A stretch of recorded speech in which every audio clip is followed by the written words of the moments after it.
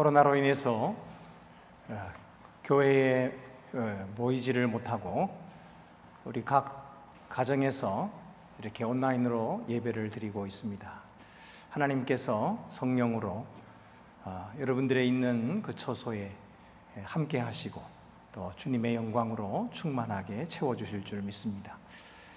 요즘 코로나 때문에 서로가 만날 수도 없고 하기 때문에 제가 우리 성도들을 전화로 이렇게 신방을 하고 있는데, 연세 드신 분들 그리고 또 아프신 분들, 이런 분들하고 이제 통화를 하다 보면은 정말 너무나 참 이 코로나가 비참하구나, 그런 생각을 갖고 마음이 참 힘들고 어렵습니다.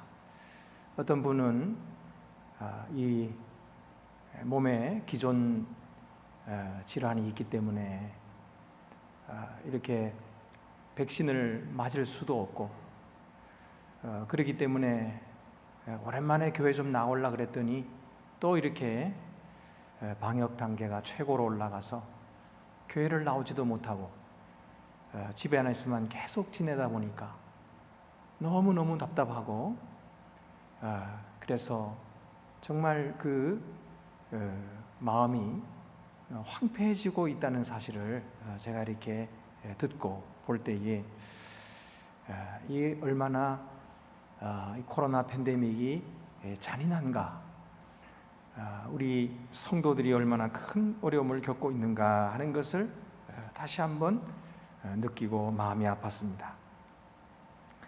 여러분, 그러나 우리가 비록 이 코로나 상황에서 고난을 받을지라도 우리는 하나님의 백성들임을 잊지 마시기를 바랍니다. 하나님께서 우리와 함께 하시고 또 우리를 사랑하시기 때문에 어떤 처지에 있든지 우리 하나님께서 구원해 주시고 여러분들을 돌보아 주시고 회복시켜 주실 것입니다. 그리고 이전보다도 더 나은 삶으로 인도하여 주실 것입니다. 우리는 속히 이 코로나를 벗어나서 일상으로 돌아가기를 간절히 바랍니다. 너무나 많은 고통이 따르고 있기 때문입니다. 많은 사람들이 실직했고요, 자영업자들은 엄청난 손실을 보고 있고, 환자들은 사투를 벌이고 있습니다.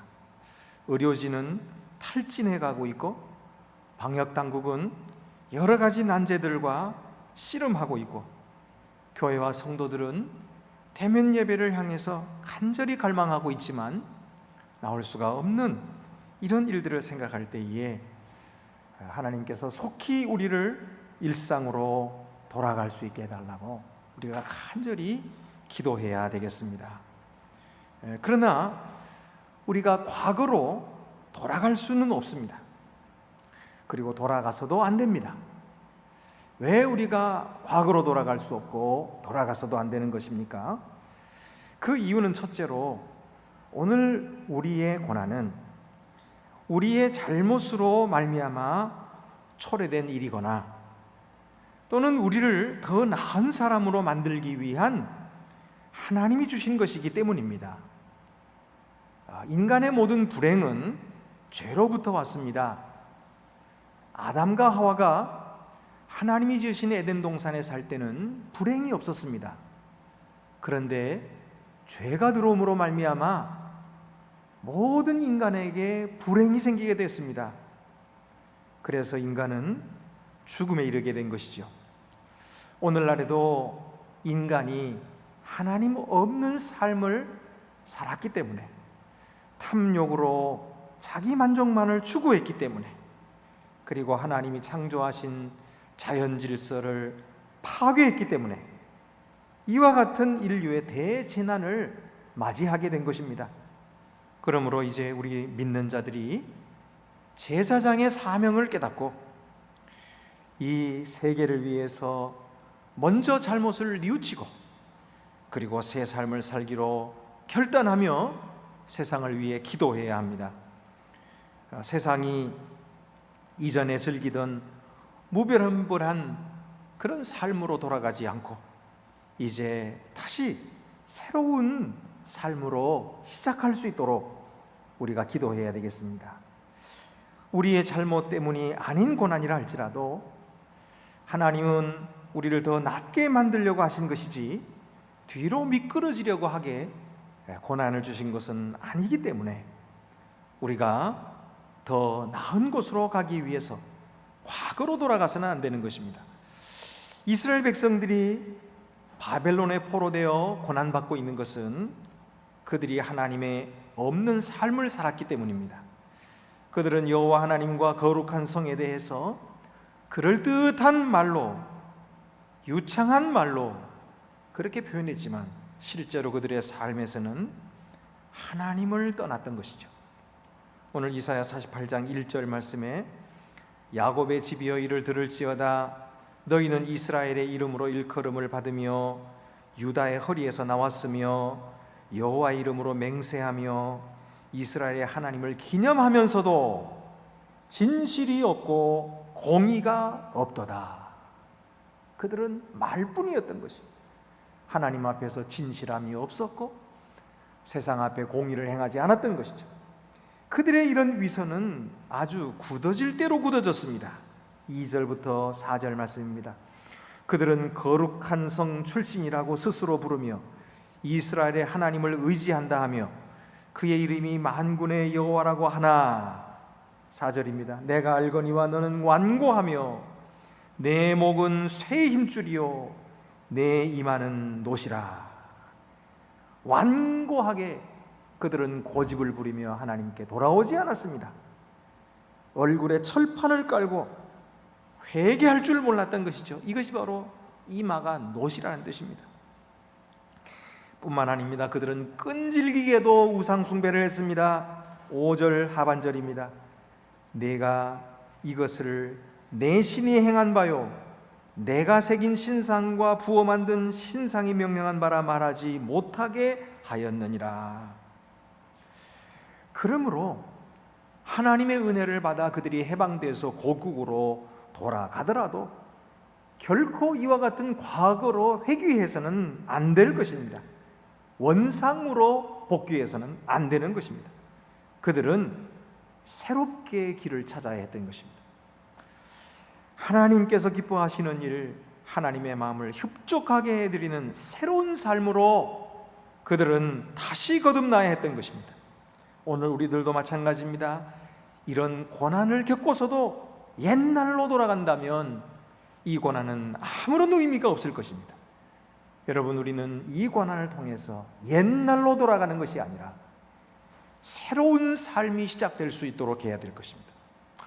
두 번째로 그 이유는 하나님께서 세계를 창조하시기 때문입니다. 새로운 세계를 창조하십니다. 6절 하반절입니다. 이제부터 내가 새 일, 곧 네가 알지 못하던 은비한 일을 내게 듣게 하노니. 하나님께서 우리를 위해서 이루어 주시는 새 일은 이전에는 없었던 일인 것이에요. 그 이전에 있던 일을 다시 되풀이하는 것이 아닙니다. 이전에는 없었던 일을 하나님은 새롭게 창조하시겠다, 그렇게 말씀하고 계세요. 7절에 보면은 이 일들은 지금 창조된 것이요 옛 것이 아니라 오늘 이전에는 내가 듣지 못하였으니 이는 내가 말하기를 내가 이미 알았노라 하지 못하게 하려 함이라. 인간들은 상상치도 못하고 인간들은 생각지도 못했던 일이 이제 벌어질 것이라는 거예요. 그것은 하나님께서 그렇게 창조하실 것이기 때문이라는 것입니다. 여러분, 이 일이 어떤 일이었을까요?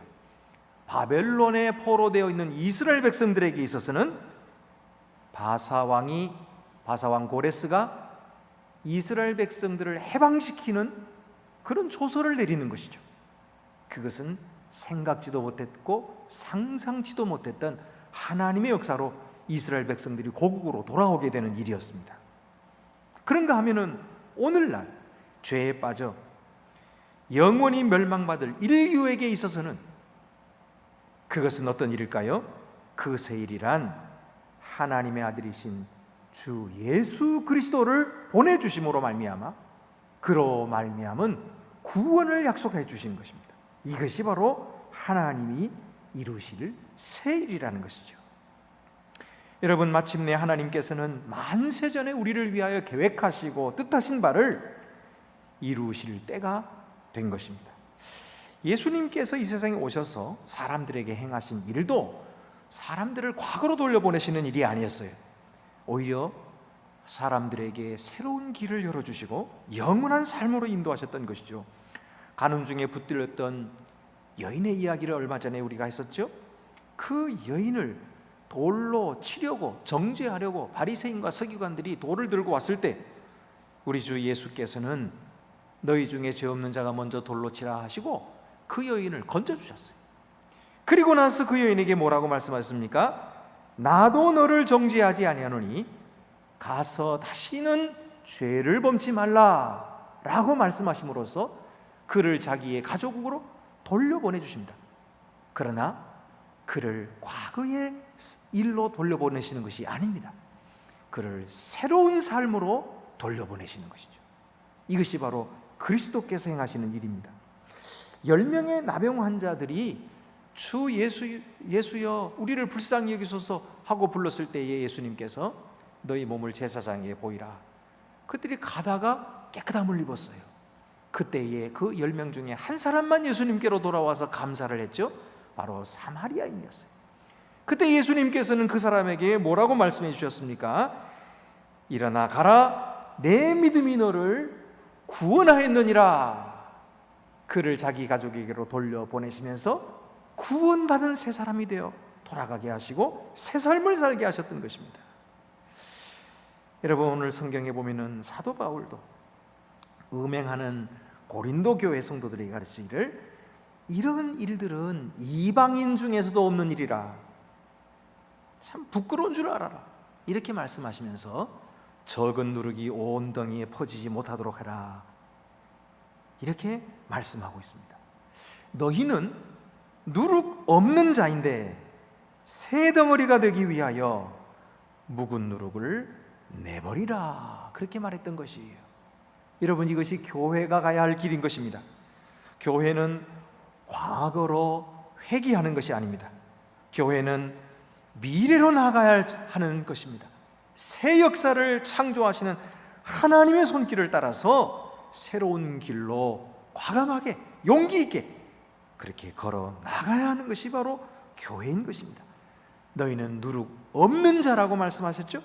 너희는 새 덩어리가 되라고 말씀하셨죠?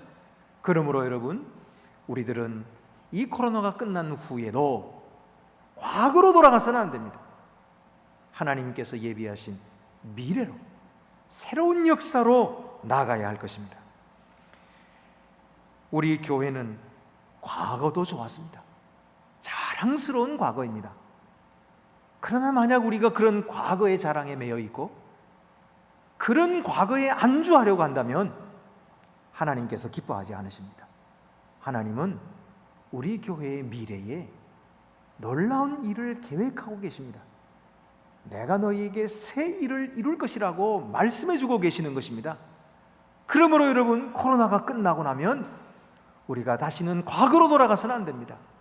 이제 미래로 하나님께서 약속하신 새 일을 이루는 주의 일꾼들이 되셔야 할 것입니다. 세 번째 이유는 예수 그리스도께서 복음 안에서 새 길로 우리를 인도하시기 때문입니다. 하나님은 이스라엘이 아직도 뉘우칠 줄도 모르고 여전히 하나님께 배역하고 있음을 잘 알고 계십니다. 그래서 8절 말씀 보면은 이는 내가 정녕 배신하여 모태에서부터 내가 배역한 자라 불린 줄을 내가 알았음이라. 하나님은 이스라엘 백성들을 잘 알고 계셨어요. 하나님이 이스라엘 백성들을 모르시는 것이 아닙니다. 하나님이 이스라엘 백성들을 착각해가지고 그들을 건지시는 것이 아니에요. 하나님은 이스라엘 백성들을 잘 알고 계셨어요. 이스라엘 백성들은 하나님께서 부여하게 하신 그 재물 가지고 우상을 숭배함으로써 하나님을 반역했어요. 하나님이 왕이시라고 했는데 그 나라 백성인 이 이스라엘 백성들이 왕이신 하나님을 배반한 것입니다. 또 하나님의 영광을 가리고 또 하나님의 이름을 욕되게 했던 것이죠. 하나님께서 베풀어 주신 그 축복을 우상에 갖다 바치고 절함으로써 하나님의 이름을 욕되게 했던 것입니다. 하나님을 모독한 것이죠. 이것이 바로 아직까지도 정신 차리지 못한 이스라엘의 모습이었던 것입니다. 그런데 이런 이스라엘 모습을 보시고 하나님께서 뭐라고 말씀하십니까? 우리가 귀를 의심하는 말씀이에요. 하나님께서 그들을 구원하시겠다. 예, 그렇게 말씀하고 계시는 거예요. 도대체 이유가 무엇입니까? 9절 말씀에 보면은 내 이름을 위하여 내가 노하기를 더디할 것이며 내 영광을 위하여 내가 참고 너를 멸절하지 아니하리라. 아니, 왕이신 하나님을 배반하고 반역하고 그 영광을 가리고 그리고 하나님의 이름을 욕되게 한 이 이스라엘 백성들에게 내가 이제 더 이상 참지 아니하리라, 이렇게 말씀하셔야 되잖아요. 아직도 정신 차리지 못하고 우상 숭배를 떠나지 않고 있는 이 이스라엘 백성들을 향해서 내가 내 이름을 위하여 노하리라, 내가 내 영광을 위하여 너희를 멸절하리라, 이렇게 말씀하셔야 되잖아요. 그런데 우리의 귀가 의심될 정도로 하나님은 거꾸로 말씀하시는 거예요. 내 이름을 위하여 내가 노하기를 더디할 것이며 내 영광을 위하여 내가 참고 너를 멸절하지 아니하리라. 이건 정말 말도 안 되는 말씀입니다. 내 영광을 위하여 내가 참겠다. 내가 내 영광을 위해서 너희를 멸절하리라, 이렇게 해야 되는데 내 영광을 위하여 내가 참고. 이게 도대체 무슨 말씀일까요? 여러분, 우리가 아무리 봐도 하나님은 합당치 않은 은혜를 내리시고 계시는 거예요. 하나님은 사랑받을 자격이 없는 자에게 사랑을 베풀어 주시는 거예요. 분에 맞지 않는 사랑입니다. 하나님의 인내도 유분수지. 참아줄 자를 참아주셔야 되는데 참아줄 가치도 없는 자에게 참아주신다는 거예요. 하나님께서 하나님의 호의를 받을 만한 그런 행동을 한 사람에게 하나님이 호의를 베풀어 주신다면 우리가 충분히 이해를 하겠죠. 그런데 이스라엘 백성들은 어떤 공로도 세운 적이 없어요. 어떤 호의를 얻을 만한 행동을 한 적도 없어요. 그런데 하나님은 그들에게 호의를 베풀어 주시는 거예요. 아니, 공로는커녕 오히려 하나님을 배신하고 모태에서부터 배역한 자라고 고쳐쓸 수 없이 완전히 부패한 자들이요, 타락한 자들이요, 구제불능한 자들을 하나님은 용서하시고 참아주시고 받아주시고 다시 품어주시고 그들을 내 백성이라 불러주신다는 거예요. 우리가 이해가 됩니까? 이해가 안 됩니다. 그런데 성경은 이것이 하나님이시라고 말씀하고 계십니다. 이것이 하나님의 사랑이라고 말씀하고 계십니다. 그 사랑을 오늘 우리들에게도 주신다고 말씀하고 계시는 것입니다. 뿐만 아닙니다. 하나님은 우리의 삶을 건설해 주시는 거예요. 10절 말씀 보면은 보라, 내가 너를 연단하였으나 은처럼 하지 아니하고 너를 고난의 풀무불에서 택하였노라. 하나님이 사실은 은처럼 너희들을 연단하겠다고 풀무불 속에 집어넣었던 거예요.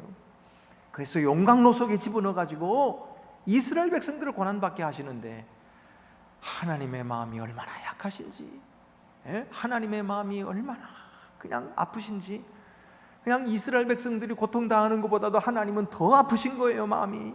그래가지고 이스라엘 백성들을 녹기도 전에 그들을 건져주시는 거예요, 또다시.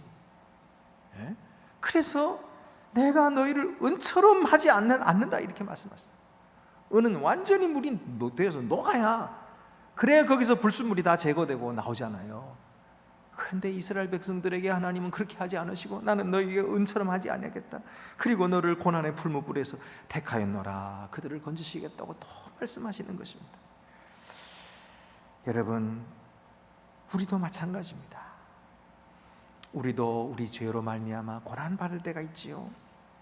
그때 하나님께서 잘됐다, 너 그렇게 당해도 싸다, 그렇게 말씀하시면서 우리를 공격하고 우리를 비난하고 우리를 파괴하실까요? 절대로 그렇지 않는다는 것입니다. 이사야 성경은 우리에게 그 말씀을 하시는 거예요. 하나님께서 절대로 그렇게 하지 아니하시고 하나님은 우리를 불쌍히 보신다는 거예요. 하나님은 우리를 긍휼히 보시고 그 안타까운 마음을 참지 못하시고 우리를 건져주신다는 거예요. 그래서 다시 선택하시고 고난의 풀무불에서 건지시고 건강한 삶을 회복시켜 주시고 건설해 주시고 세워주시고, 이것이 하나님의 사랑입니다. 왜 이렇게 하시는 겁니까? 그 이유가 11절에 나옵니다. 나는 나를 위하여 이를 이룰 것이라. 어찌 내 이름을 욕되게 하리요 내 영광을 다른 자에게 주지 아니하리라. 누구를 위함이라고요? 나를 위하여, 하나님 자신을 위하여 그렇게 이 일을 이루시고 그 백성을 구원하시겠다고 강조하고 계시는 거예요. 반복하고 계시는 거예요. 그래서 나는 나를 위하여, 이게 잘못 쓰인 게 아닙니다. 이게 일부러 두 번 말씀하신 거예요. 나는 나를 위하여 이를 이룰 것이니, 바로 하나님 자신을 위하여 그들을 건지시겠다, 그렇게 말씀하시는 것입니다. 우리는 생각합니다. 우리는 너무너무 부족하기 때문에 하나님께서 우리를 건지시지 않으실 거야. 우리는 너무 죄가 많았기 때문에, 하나님께 충성하지 못했기 때문에, 우리는 우리의 해야 할 일을 하지 아니하고, 그리고 게을렀기 때문에, 무능했기 때문에, 하나님의 일을 배반했기 때문에, 그러니 하나님께서 나를 건져주지 않으실 거야. 우리는 여기서 망했어. 이렇게 생각하기가 쉬워요. 이사야도 아마 그렇게 생각했을 거예요. 이스라엘 백성들을 이렇게 바벨론에 가가지고 고난을 받을 때, 아이고 참 이 백성이 이제 큰일 났다, 저렇게 당하면서도 회개하지 않으니 이제는 하나님 앞에서 완전히 끝장나겠구나, 이렇게 생각을 했을 거예요. 그런데 이사야에게 임하신 하나님의 말씀은 전혀 다른 말씀인 거예요. 너희 자신에게는 그럴 만한 가치가 없을지라도, 너희 자신들에게는 그럴 이유가 없을지라도, 나는 나를 위하여 이를 이룰 것이다. 새 일을 행할 것이며 너희를 건지실 것이다. 그 이유는 내가 너희를 택했기 때문이다. 내가 너희를 구원하리라 약속이 있기 때문이다. 너를 버리는 것은 내 이름을 욕되게 하는 것이다. 내가 어찌 내 이름을 욕되게 하겠느냐. 너는 자격이 없을지라도 나는 내 이름을 위하여 너를 건져주리라. 그래하여 나는 너희의 하나님, 너는 내 백성인 것을, 그리고 내 언약이 영원히 변치 않을 것을 보여주리라. 나는 약속을 이루는 자임을 만민들이 알게 하리라. 이렇게 말씀하시는 것입니다. 그러면서 하시는 말씀이 내 영광을 다른 자에게 주지 않으리라. 여러분, 얼마나 위대하신 하나님이십니까? 얼마나 사랑 많으신 하나님이십니까? 얼마나 감격스러운 하나님의 사랑입니까? 얼마나 좋으신 하나님의 사랑입니까? 하나님의 사랑입니까? 얼마나 크신 하나님의 사랑입니까? 우리 죄인들을 이토록 사랑하셨으니, 그래서 우리를 건져서 하나님 백성 삼으셨으니, 여러분, 우리가 하나님의 이름을 찬양하지 않을 수가 있나요? 이런 큰 사랑을 받고 이런 위대한 사랑을 받은 우리가 어찌 입을 꾹 다물고 있을 수가 있겠습니까? 우리의 삶을 바쳐서 주님을 찬양하고 우리의 온 가진 재산과 시간을 바쳐서 주님을 섬기는 것이 그것이 마땅하지 않겠습니까? 여러분, 여기다가 하나님은 말로만 하신 것이 아니에요. 이 하나님의 사랑은 행동하시는 사랑이에요. 희생하시는 사랑이었던 것이에요. 하나님의 아들 우리 주 예수 그리스도를 친히 이 세상에 보내셨습니다. 예수님은 친히 이 세상에 오셔서 자기 몸을 십자가 위에서 매맞고 찔리시고 피 흘리시면서 행동하셨어요. 우리를 위하여. 자기의 목숨을 주시는 행동을 하신 것입니다. 그는 몸으로 우리를 사랑하셨습니다. 말로만 사랑한 것이 아니라 행동으로 사랑을 보이셨습니다. 실제로 손해를 보시고 목숨까지 빼앗기시기를 감수하심으로써 우리가 혜택을 보게 하신 것입니다. 할렐루야. 예수 그리스도의 십자가 사랑이 부족한 우리를 건져서 새 사람 되게 하셨어요. 그러니 이제는 거듭나기 전에 옛날 모습으로, 과거로 돌아가지 맙시다. 새 삶으로서 하나님, 우리 주님의 사랑에 응답하십시다. 사람들이 예수님께 와서 물었습니다. 요한의 제자들도 금식하고 바리새인들도 금식하는데 왜 당신의 제자들은 금식하지 않습니까? 하고 물었습니다. 금식은 그때 당시에 하나님을 섬기는 그런 표시였기 때문에 그렇게 물었던 것이죠. 근데 예수님께서 이렇게 대답하셨어요. 혼인집에 손님들이 신랑과 함께 있을 때 금식할 수 있느냐? 그러나 신랑을 빼앗길 날이 올 텐데 그때는 금식하리라. 이게 무슨 말씀입니까? 예수님이 이전까지만 해도 금식이라고 하는 것은 하나님께 보여드릴 자기의 의로서의 금식이었어요. 그러나 주님이 친히 오셔서 우리에게 의를 주셨기 때문에 이제는 그런 자기 의가 필요한 것이 아니에요. 이제는 주님께서 거저주신 의를 받고 기쁨이 충만한 것이에요. 그래서 이 시간에는 금식할 이유가 없는 거예요. 그러나 주님이 십자가를 지실 날이 오겠죠.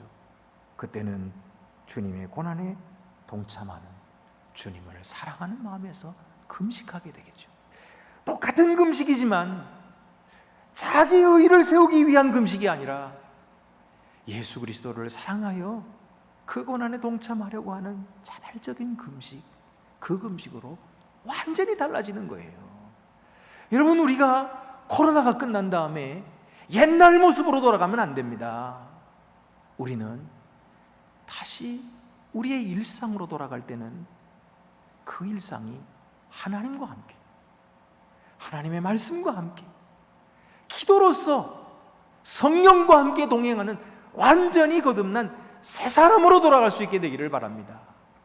하나님께서 이 일을 위하여 우리 이 고난을 주신 것입니다. 예수님께서 계속 말씀하십니다. 새 포도주는 새 부대에 넣어야 하느니라. 여러분, 우리는 주님으로 말미암아 이제 새 포도주가 된 것입니다. 주님께서 우리를 완전히 변화시키셔서 만나는 새 포도주로 만들어 주셨는데 옛날 구습으로 돌아가서는 안 되는 것입니다. 자기 의를 위한 삶을 살면 안 됩니다. 그런 옛날 습관, 헌 가죽 부대에 그것을 내버리고 이제는 새 포도주를 위해서 새 가죽 부대를 준비해야 됩니다. 거듭난 삶을 살기 위해서는 새 습관을 익히기 시작해야 되는 것입니다. 이전에는 하나님 없이도 독립적으로 살아가는 삶을 그렇게 살려고 했지요. 그러나 이제부터는 그런 삶을 버리고 주님과 함께 동행하는 삶을 살아야 됩니다. 성령의 인도하심을 받는 삶을 살아야 됩니다. 이전에는 우리가 어려움이 있을 때마다 내 지혜와 내 경험 가지고 헤쳐나가려고 했었죠. 그러나 이제부터는 먼저 주님 앞에 무릎 꿇고 기도하는 그런 습관을 길러야 됩니다. 말씀 없이 자기 뜻과 판단에 옳은 대로 사는 그런 삶을 이제는 끝장내고 다시는 그리로 돌아가지 맙시다. 이제는 날마다 주시는 하나님의 말씀을 붙잡고 순종하며 살아갑시다. 코로나가 머지않아 끝날 것입니다. 그날에 우리가 설 자리는 옛날에 서 있었던 원래 자리가 아니기를 바랍니다. 갈 수도 없고 그런 일은 있을 수도 없습니다. 이제 새 날에는 새 자리에서 새 모습으로 그렇게 서 있는 우리 자신들을 발견하고 우리 성도들을 발견하고 형제자매들을 발견하게 되시길 바랍니다.